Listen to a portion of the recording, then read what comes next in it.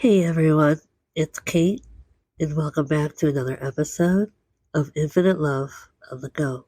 Before I even begin, I want to give a big shout out to my best friend at home, whose birthday is today. Well, I think it's today. Obviously, being across the world, time change has really messed with my head. So, wherever you are, as long as it's July 14th, I wish you a happy 44th birthday, my friend. Okay, where do I even begin today? Honestly, I'm in a very zen mood. Somber, maybe a little bit, as I'm already packed and I'm quite tired because I was laying out all day enjoying the pool life of my last day here in Bali, Indonesia. What an incredible experience. I I don't even know where to begin, honestly. A lot of self-reflection took place. A lot of laughter, a little bit of setbacks, but nothing too crazy. But most importantly, a lot of recentering, balance, and peace, relaxation. Everything a vacation's supposed to be. Rejuvenation of the soul, pouring back into myself. And I did that. I did that for the entire 3 weeks. I did that when I wasn't feeling well in Singapore. I did that even here in Bali. In fact, Bali was go, go, go, go, go. I had an amazing tour guide, Ahmad. This is a shout out to you. What a gentle soul. He just wanted to make sure I was so busy and that I saw as much of Bali as I could. And he gave me that experience. And majority of the time, he didn't have to. He just added extra days into my already beautiful package deal. And he took me all over Bali. And I got to experience culture, arts, history, religion, spirituality, and the views and the food. Cannot forget the food. I got to experience the hidden gems, the waterfalls. Then I got to experience the underwater world, the magic. I felt like Scuba Steve.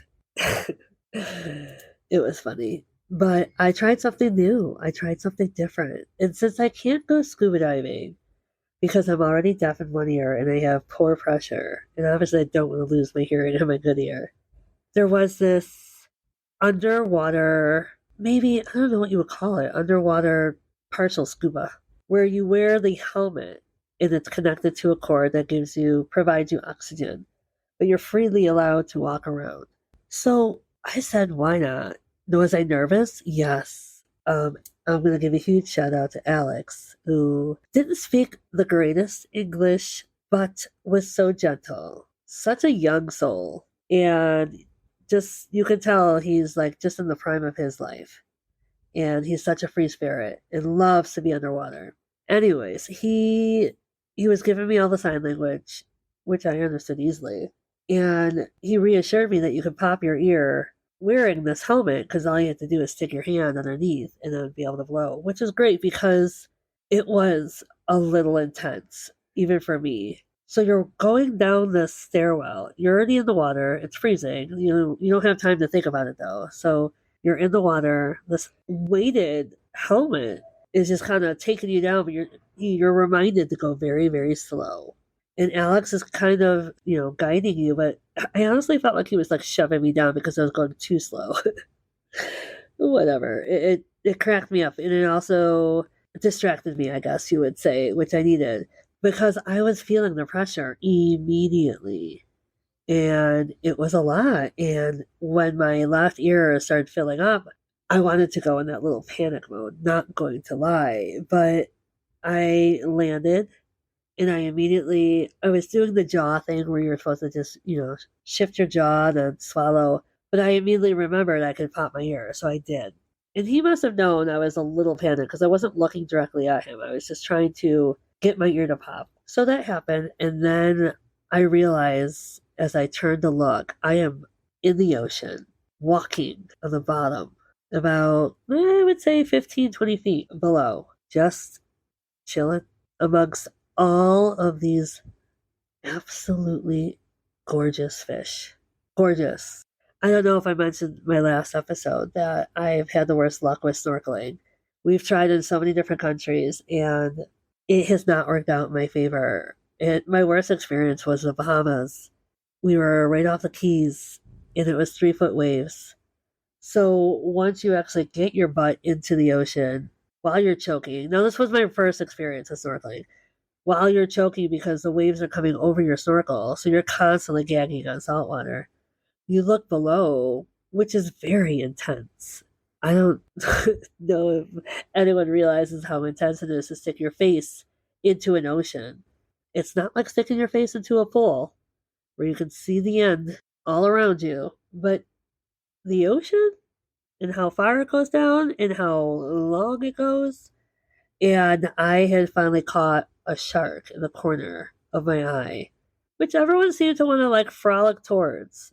Not me. It wasn't a moment of here, kitty, kitty. It was, I am going to backpedal fast the other way, which I did. So then I poked my head out of the water. This is still in Key West, and I realized I'm watching these waves suck people in. There's only a tiny, tiny entrance to get to the stairwell of the boat because of the waves and because of the current. And one false move and you're going to whack your head or you're going to get sucked under.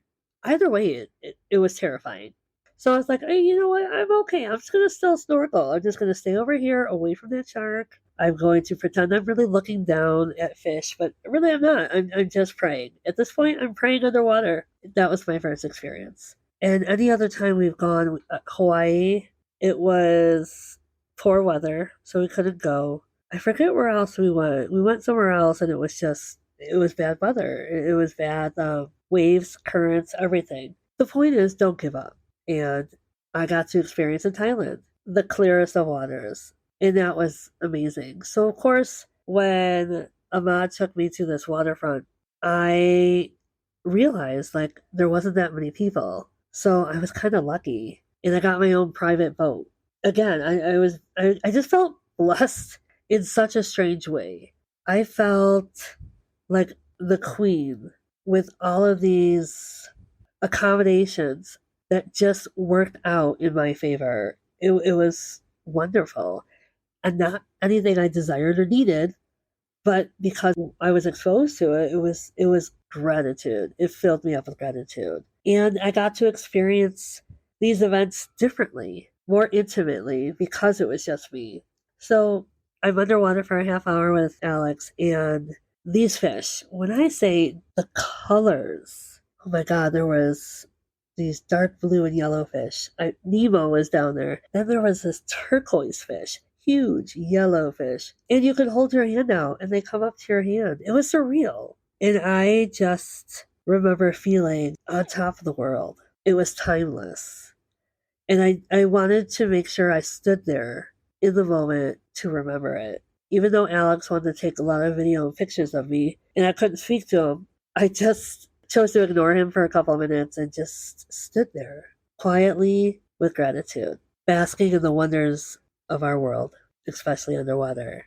So here I am, still in reflection, still in gratitude. Grateful that I chose to take advantage of this journey, of this 3-week adventure that I could have easily said no to, or I could have minimized and shortened because of fear of money or anything. Time away, homesick. And I didn't feel any of that. I was not, my mom had asked me, she goes, did you feel homesick at all? I said, no, actually I didn't. I felt very relaxed and I trusted everything about my intuition. In fact, I trusted it this much that I was supposed to go out to dinner last night. Ahmad said he would pick me up and take me to the beach for a seafood dinner at sunset. And of course, that always sells me. Sunset on the beach in the ocean, hello. But my intuition told me not to. And I had to sit there and reflect and make sure I wasn't just being afraid or lazy. And when I say lazy, I don't mean just lazy. I mean, I enjoyed myself. It was one of my first days off of not doing any type of adventure and sitting poolside. And I laid out all day in the sun and swam in the pool and then had my little coconut waters poolside. I was so relaxed. It was crazy how relaxed I was. And I enjoyed it. But I knew it was time to get ready. And so I did. I went back in, showered, and I made the attempts because I was determined to go. There was nothing that really wanted to stop me. But as I got out of the shower and I thought about things, and I thought about how lucky and blessed I was to not experience any serious illness. Bali belly, I guess, is a big thing that tourists can be impacted by. And I made sure to take all the precautionary advice, which was malaria pills, charcoal pills. I got a lot of vaccinations, probably too many, but I still did it. And anyways, I took all the necessary precautions, but minus my bad spicy food that pretty much burned a hole in my stomach, that was it. That was the only downfall. Something in my intuition told me not to go. And I just kept hearing it over and over again, like, do not chance this. You're risking something. And, you have what I call it the devil, the angel and the devil. And any other time, you can easily talk yourself out of something. And they say that's what happens, though, is usually when something good's going to happen is when you're talking yourself out of it. But you really do have to listen to your intuition. And I've been saying this lately that my intuition is on point, and I've truly been following through with it. So I sat there and I asked myself simply, like, am I afraid? Am I just being paranoid? And no, I just kept hearing, do not go. Cancel it. Just enjoy yourself. And I did that. I ended up making it to the dinner here, which there was a Balinese dancer performance music, and that was extraordinary. So it all worked out in my favor anyways, and I got to experience something beautiful. And don't get me wrong, would I have loved to see a sunset? Yes, but have I seen many sunsets on the beach? Yes. So so fast forward to today, and I got to enjoy another full day of laying out, basking in the sunlight, swimming in the pool, even in my private section of the pool when I was getting too hot and I knew I needed to get in the shower soon. I decided to take a little dip outside my patio. And this I actually liked because I could actually touch the ground. I am short. I am 5 foot. So this pool here has no real shallow end. So basically I was hanging on to the wall for dear life. And normally, if I'm in anything that's very deep, I'll have like 5 floaties between my legs or my arms to keep me afloat comfortably, right? Who doesn't?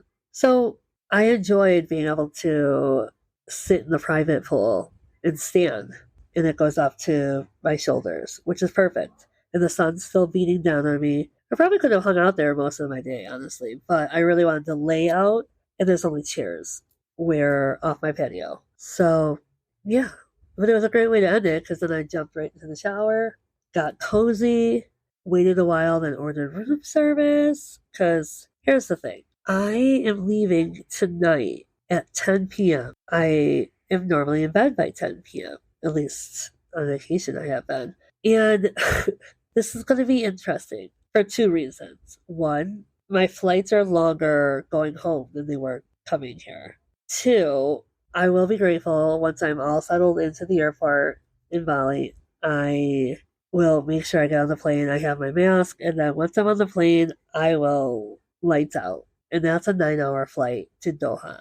Doha, I only have 2 hour layover, which isn't bad because it still gets me moving, and you need that. I when you have such a long flight, you need to get up, get moving.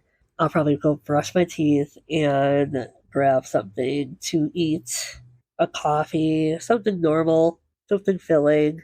But I also know that I'm going to be on a longer flight, so I'm sure I'll get 2 meals, if not one, at least one. So yeah, this one I'll be wide awake for because I'll probably have slept the whole 9 hour flight, which now leaves me into my 15-hour flight. Yes, yes, yes, I said it. 15 hours. I arrived back at O'Hare by 2:30 p.m., which I already know. O'Hare Airport is nothing like these airports. I have been spoiled rotten coming out this way. Doha is rated the #1 airport in not the United States, in the world. Sorry, forgive me. So you can imagine, Singapore is rated top 5. Thailand, Phuket, another one rated high. So you can imagine, you can literally imagine, picture it. Picture the amazingness of the experiences I've had at these airports. And then I gotta come home to O'Hare. Oh boy. So I actually factored in like at least an hour and 40 minutes to the time I actually could go grab a taxi home. Yeah, but I don't care. Again, still grateful. I am dreading, not going to lie though, anyone else besides me wear comfy clothes on an airplane. When I say comfy, though, I don't like to be cold, so I'm talking sweatpants, a hoodie. I have a t-shirt and shorts on underneath, but comfy, like oversized comfy. That's how I roll on planes that I know I'll be on for a very long time. But when I left, Chicago had, mediocre weather. It wasn't too bad. What I'm coming home to, I guess, is like a heat index of 114 degrees. I feel like I'm just bringing Southeast Asia back with me. So there's that. I am going to give a shout out to my neighbor who is already lowering the AC for me. But I get to come home to a house, an empty house. My cat won't be there until probably the next day. I'll have to go pick him up. But I don't know if he'll even want to come home with me, guys, because I've been getting pictures from my parents, well, mostly from my dad, and Charlie has just enjoyed life at my parents' house, especially with my dad and his favorite dog, Lucy. I thought Charlie was going to hate it. Charlie became the king of that entire castle. My dad sent me the cutest picture of, he's got, my dad, he's a very special man. He has this big wicker basket, brown wicker basket. Big, not little, big. And he calls that his snack basket. Yes, my dad has a snack basket. And there was Charlie, laying in his snack basket, looking all handsome. And I just sat there. If anything, I missed my cat. Not going to lie. I did. I missed Charlie. But I just want to say thank you. Thank you for listening. Thank you for joining me on such an adventure. I still can't believe I did it. I'm just so proud of myself, honestly. I love that I'm at a place where I can be that proud of myself. I love that I'm at a place where fear does not stop me. And that's the other thing I was reflecting on is my next moves in life, what I desire for myself, what I desire to let go of, what I desire to work more on, but what I desire to come back into my world, into my life, what I'm ready for, what my heart's ready for. And there was so much. And I started journaling and reflecting just about life and everything and what I hope for myself, for my family, for my friends, for the world.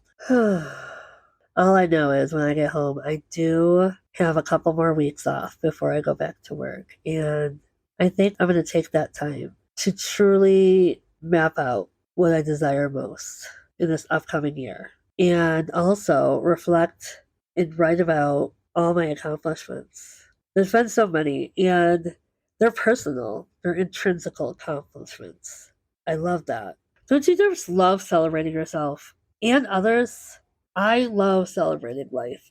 I love celebrating other people. I love encouraging other people. I had a friend post something about wanting to see a play. I was like, do it. And she kind of made a chuckle. She's like, girl, have you been? I was like, I've never been to that play, but do it. You want to do it, do it. Don't let